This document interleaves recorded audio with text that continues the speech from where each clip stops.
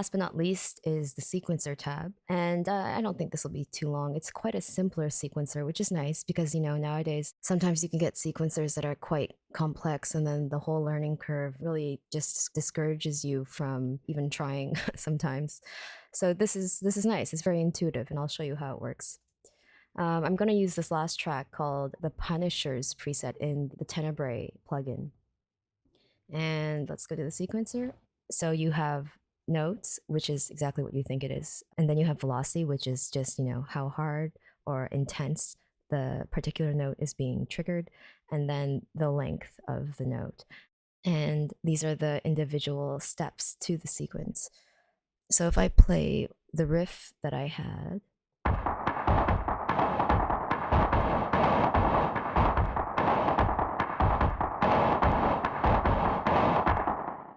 yeah, so it's just a simple drum riff. And what's nice again is you can have all your drums in one track, because you can have the individual components be separate drums, like a kick, snare, hi-hat, whatever.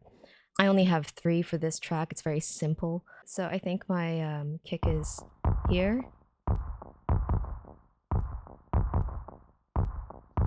right? And then here is kind of a clapping, a lo-fi clap. And then up here is what? Yeah, some type of experimental accent. It's kind of like noisy and lo-fi.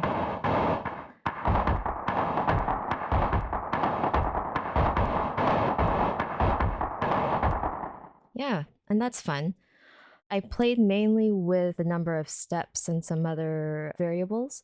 You'll see that I made the number of steps to be like multiples of 10, I think.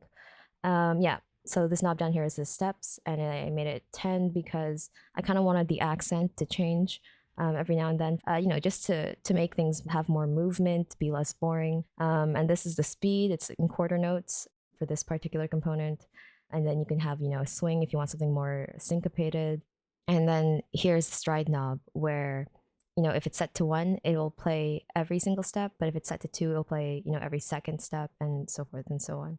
What I really appreciate about this particular sequencer is, let's say you are kind of lacking on a clear vision of what you want to do, and you just kind of want to play around and see what comes up.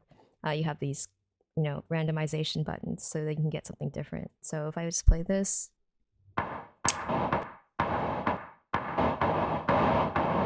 and let's say I wanted the notes to change,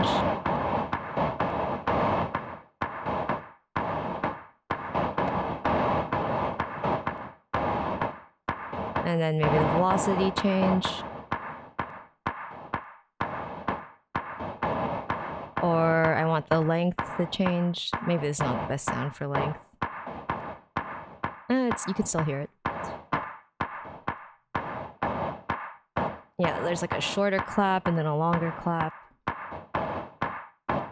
Yeah, things like that. And you can change it accordingly. That's basically it. And as you can see, I was able to get some cool sounds super fast.